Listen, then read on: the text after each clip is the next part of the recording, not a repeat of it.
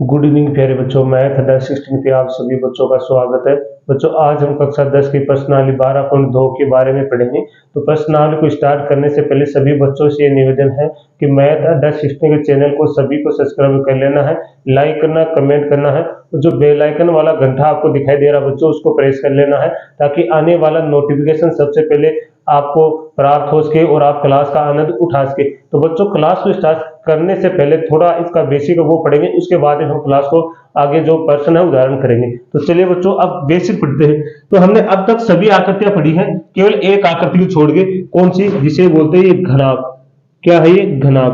घनाभ को छोड़ के हमने सभी आकृतियां पढ़ी हैं। अब ये पढ़ेंगे घनाभ क्या होता है, आयतन क्या होता है, क्षेत्रफल क्या होता है, वक्र पृष्ठ क्षेत्रफल क्या होता है, तो ये देखना है। सबसे पहले हम निकालते हैं घनाभ का, क्या निकालेंगे? घनाभ का आयतन। क्या निकालेंगे?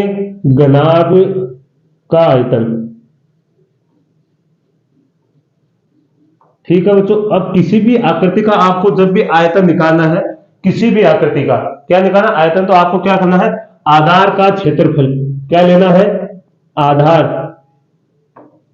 का क्षेत्रफल। आधार का क्षेत्रफल लेना है और उसको किससे गुणा कर देना है? ऊंचाई से। किससे गुणा कर दोगे? ऊंचाई से। जब आपको 3D आकृति दे रखी है, जैसे घन, घनाभ, शंकु, बेलन, गोला, ये सभी क्या होती है? 3D आकृति होती है। ये जब दे रखी तो जब भी इनका क्या निकलना आयतन, तो आपको क्या करना है? आधार के क्षेत्रफल को किससे गुणा कर दोगे? ऊंचाई से। तो आपका क्या निकल के आ जाएगा? आयतन निकल के आ जाएगा। अब देखो, आधार हमारा क्या है? ये वाला इसका ऐसे तो बनाओ आधार, ये तो होती है इसकी लंबाई और ये होती है ऊंचाई। तो आधार का क्षेत्रफल क्या हो जाएगा? यहां से लंबाई क्या होगा? लंबाई गुणा चौड़ाई।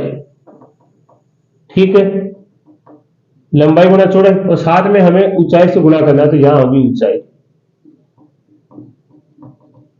ठीक है, अब लंबाई को हम किससे लिखते हैं? एल से, चौड़ाई को बी से, और ऊंचाई को लिखते हैं ऐसे। अब देखो, ये वाली तो घनाभ की क्या होती है?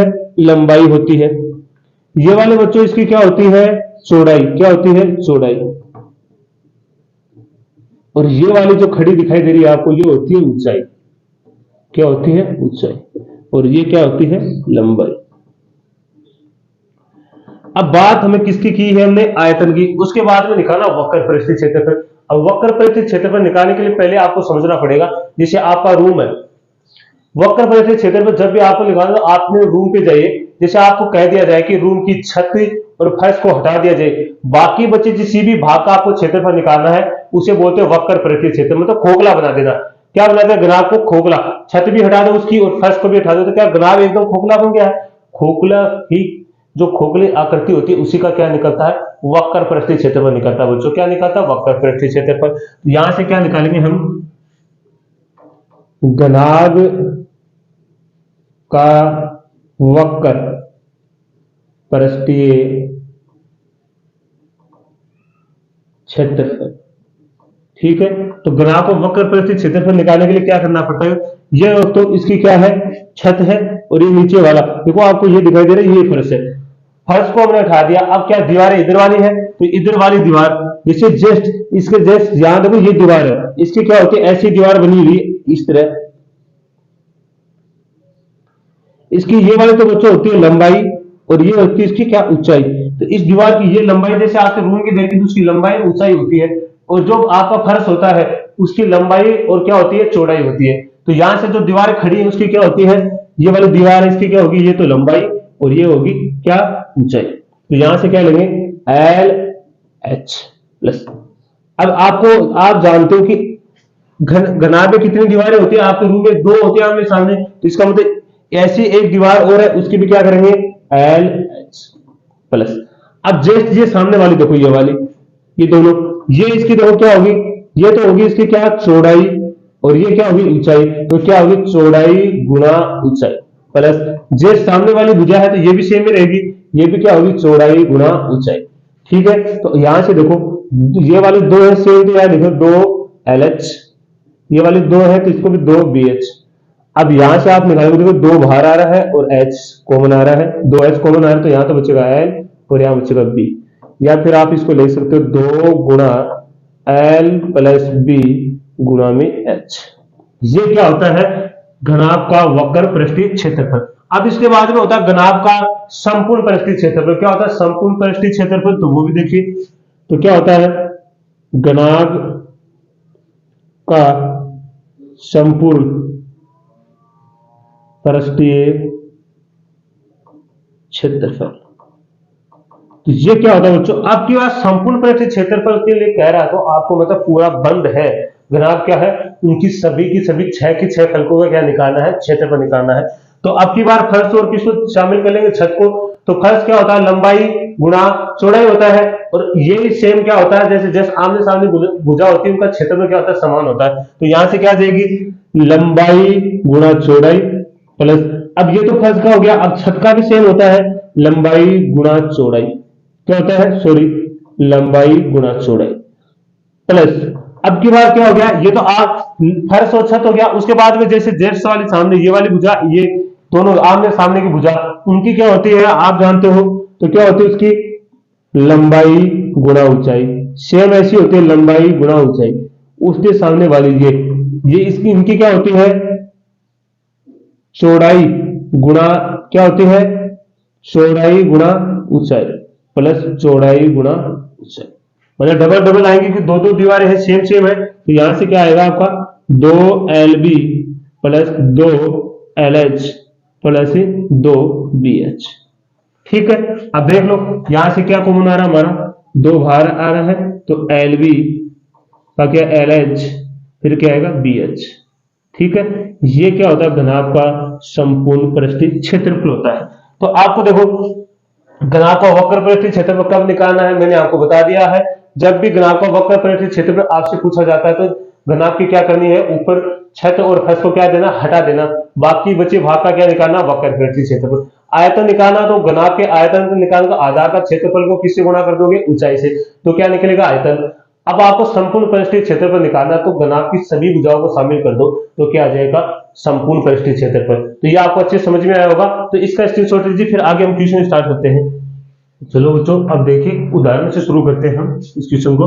तो शांता किसी शेड में एक उद्योग चलाती है। क्या है, शांता नाम की कोई लड़की है, वो एक शेड क्या चलाती है, शेड में एक उद्योग चलाती है, किसी गांव का नाम होगा या कुछ भी होगा, शेड में उद्योग चलाती है। शेड एक घनाभ के आकार का है, मतलब इसी का नाम है, इस घनाभाकार जो बना हुआ है, इसी का नाम क्या है, शेड है। शेड, यह शेड एक घनाभ के आकार का है, जिस पर एक अर्धबेलन रखा हुआ। देखो ये शेड बना हुआ है, इसके ऊपर देखो अर्धबेलन रखा हुआ है, ठीक है, अर्धबेलन आरोपित है।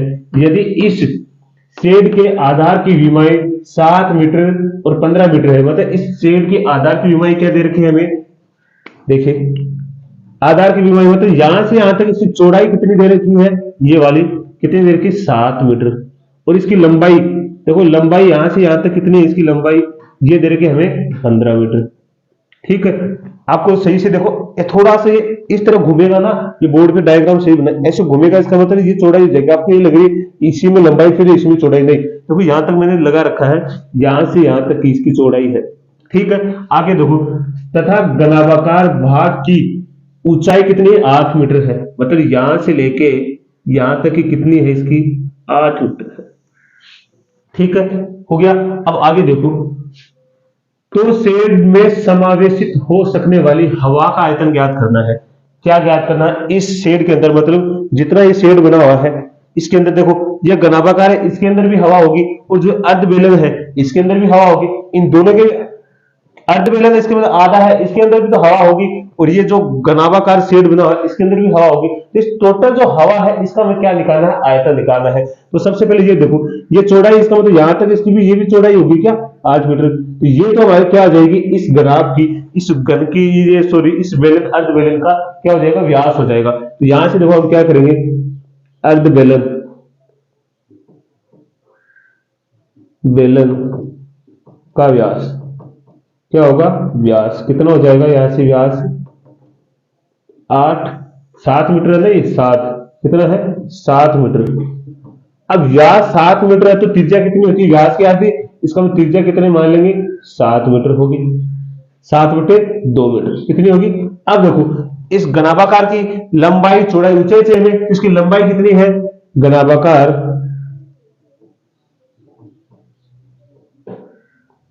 घनाभाकार शेड की लंबाई, तो लंबाई तो कितनी है इसकी 15 मीटर, ठीक है। चौड़ाई, चौड़ाई कितनी है 7 मीटर, और ऊंचाई, ऊंचाई कितनी आएगी इसकी 8 मीटर।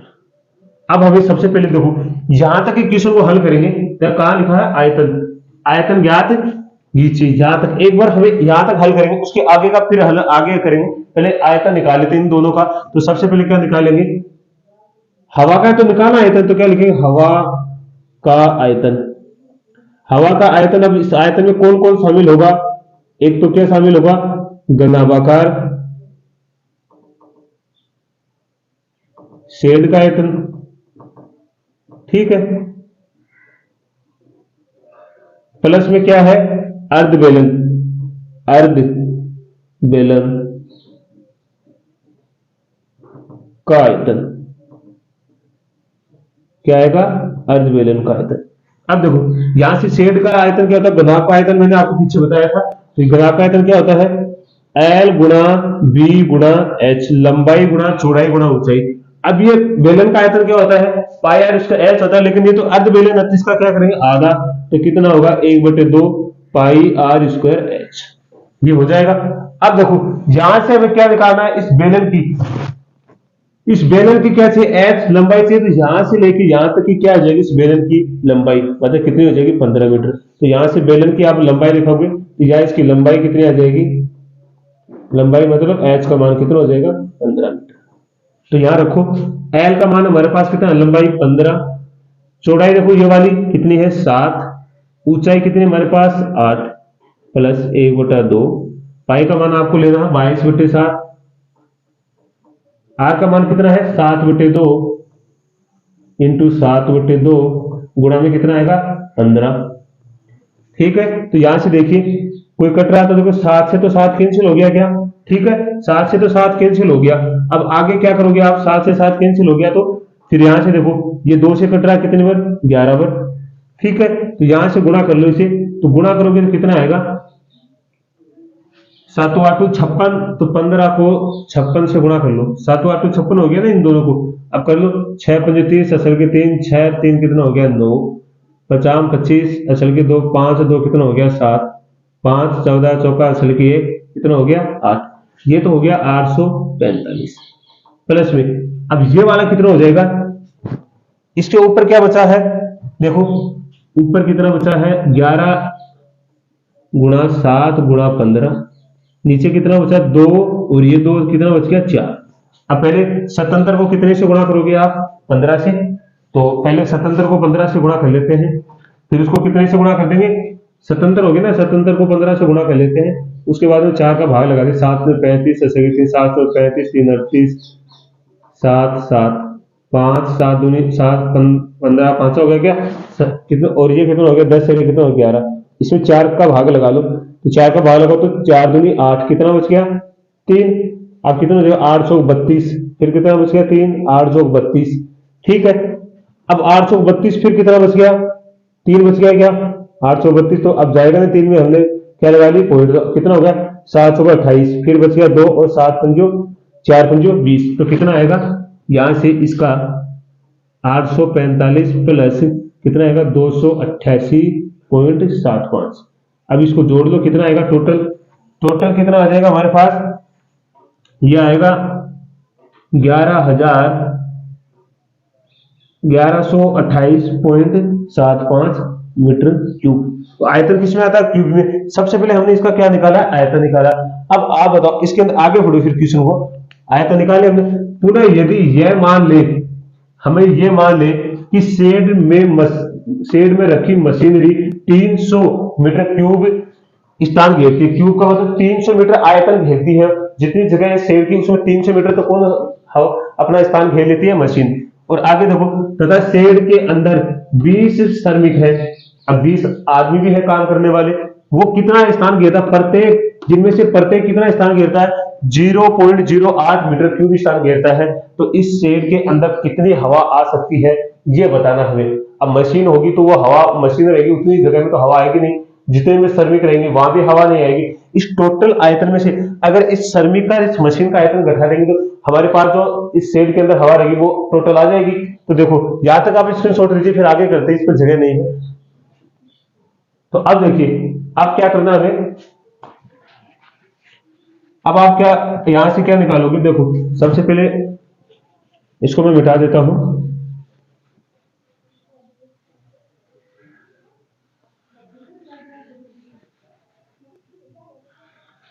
जहां से लिख लेते हैं हम, सबसे पहले इधर लिख देते हैं उसको मैं, हवा का आयतन कितना है हमारे पास, आयतन हवा का 1128.75 मीटर क्यूब, यही तो आया हमारे पास। अब देखो, अब यहां से मशीन का आयतन, हमें मशीन की जो आयतन वो कितना दे रखा है, मशीन का आयतन,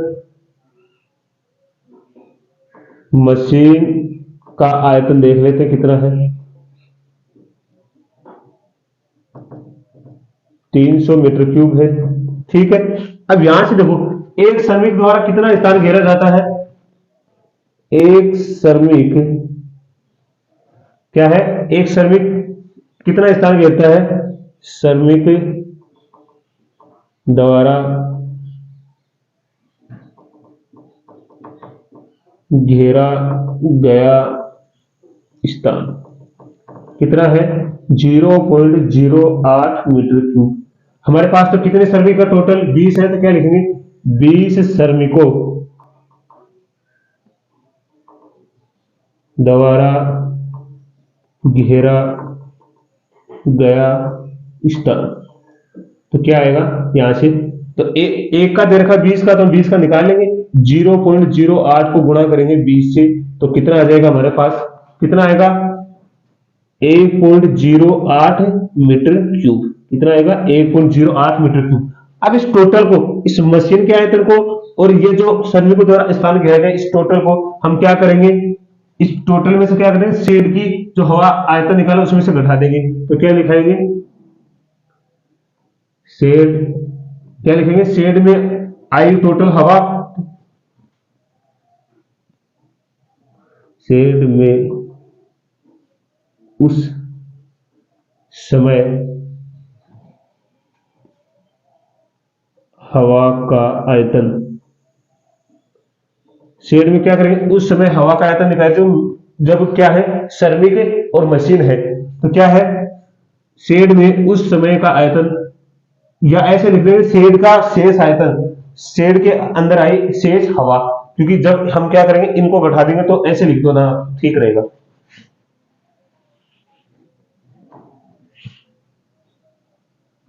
शेड में रही शेष हवा, तो आप क्या करोगे, सबसे पहले फिर हवा का आयतन, हवा का आयतन में से किसको घटा दोगे, आप किसको घटाओगे, मशीन के आयतन, मशीन का आयतन प्लस किसका, श्रमिकों द्वारा, श्रमिक क्या करोगे, किसका घटाना है, श्रमिकों का, तो श्रमिकों का आयतन। ठीक है, अब टोटल है, अब इसके अंदर कोई भी व्यक्ति बैठा रहेगा तो वहां तक तो हवा जाएगी नहीं, क्योंकि वहां तो वो व्यक्ति स्थान घेर लेगा। तो यहां से देखो हवा का आयतन कितना हमारे पास, 1128.75, इसमें से क्या घटाएंगे, मशीन का आयतन प्लस श्रमिकों का आयतन, ये वाला घटा देंगे, तो यहां से कितना आएगा 1128.75, इसको जोड़ेंगे तो कितना आएगा, माइनस करेंगे 301.60। अब 301 घटाएंगे तो कितना बचेगा हमारे पास, 800, कितना बचेगा 827.15 मीटर क्यूब।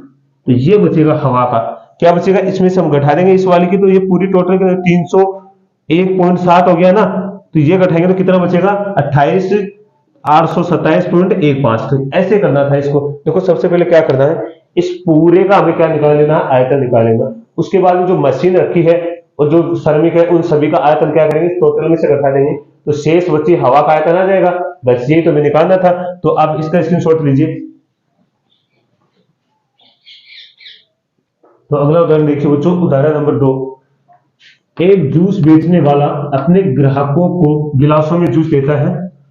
बेलनाकार गिलास का आंतरिक क्या करता है, ये एक गिलास में जूस दे जो बेलनाकार गिलास है वो क्या है, बेलनाकार।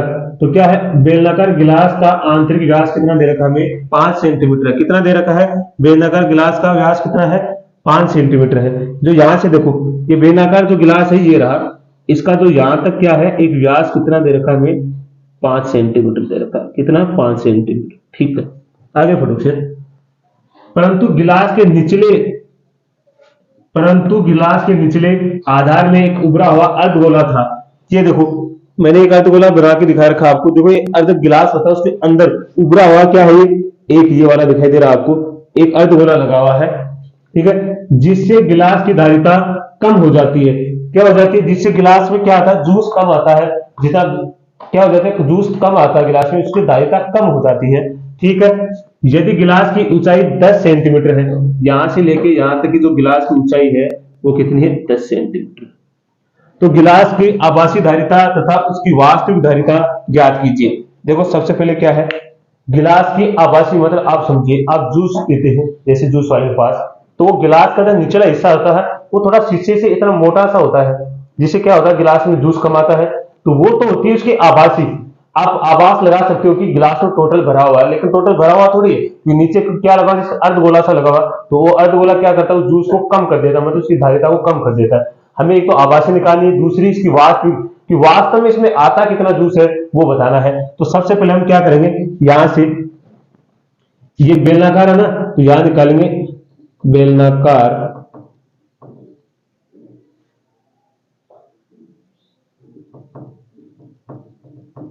बेलनाकार गिलास की ऊंचाई कितनी दे रखी है हमें, 10 सेंटीमीटर। ठीक है, तो हमें क्या दे रखे, इसकी ऊंचाई कितनी है, 10 सेंटीमीटर, और व्यास व्यास कितना है इसका, 5 सेंटीमीटर। तो हमारे पास त्रिज्या कितनी हो जाएगी, 5/2 सेंटीमीटर। अब सबसे पहले हमें क्या निकालना है, इस गिलास का आभासी आभासी धारिता, मतलब इस गिलास का जो जूस आता है आभासी क्या निकालना है, जब भी जूस डाल रहे हो तो इसका मतलब आभासी क्या होगा, आयतन भी तो निकालना पड़ेगा। तो सबसे पहले हम क्या निकालेंगे, गिलास की धारिता। तो क्या है, गिलास की आभासी धारिता, क्या निकालेंगे, गिलास की आभासी धारिता, मतलब इस गिलास का आयतन निकालेंगे। आभासी धारिता का मतलब इसका आयतन निकाले। आयतन क्या होता है विलयन का, पाई आर स्क्वायर एच होता है, ये तो होता है। तो यहां से निकालो फिर, तो क्या होता है, पाई का मान कितना लेंगे, 3.14 जो क्वेश्चन में दे रखा है। आर का मान कितना है, 5/2 इंटू 5/2, और हमारे पास इसका मान कितना है, इसकी ऊंचाई कितनी है, 10। तो यहां से देखो 2 से काटेंगे तो ये कितने में कट गया, 5 पर, और यहां से देखो ये कितना होगा, 3.14, 125 बटे में कितना आएगा, 2। तो हमारे पास कितना आएगा पूरा टोटल, ये आएगा 196.25 सेंटीमीटर क्यूब। कितना आ जाएगा, सेंटीमीटर क्यूब आ गया। अब देखो ये तो हमारे पास गिलास की आभासी धारिता है। अब हमें क्या निकालनी है, इसकी वास्तविक धारिता निकालनी। वास्तविक धारिता निकालने के लिए बच्चों हमें सबसे पहले किसका चाहिएगा, इस अर्धगोले का क्या चाहिएगा, आयतन चाहिएगा। इस अर्धगोले का निकालेंगे। इस अर्धगोले का अगर इस गिलास के आयतन में से घटा देंगे तो हमारे पास क्या आ जाएगा, आसानी से क्या निकल के आ जाएगा, इसका वास्तविक धारिता निकल के आ जाएगी। तो हम क्या निकालेंगे, अर्धगोले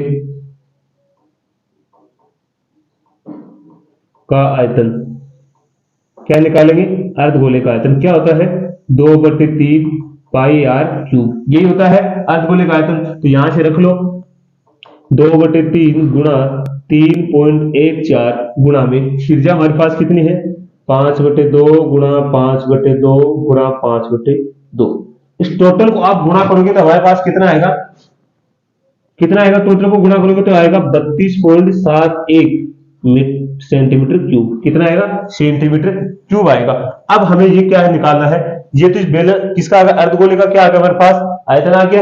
ये हमारे पास गिलास का आ गया। तो हमें क्या निकालनी है, गिलास की वास्तविक धारिता। तो वास्तविक धारिता निकालोगे तो आप क्या करना है, बेलन का आयतन, मतलब यहां से आभासी धारिता, इसमें क्या करोगे, बेलन का आयतन, बेलन का आयतन ही तो है, या फिर ऐसे लिख दो आप, गिलास की आभासी धारिता, गिलास की आभासी धारिता में से माइनस क्या कर दोगे, अर्धगोले का आयतन, अर्धगोले का आयतन, ठीक है, अर्धगोले का आयतन होगा।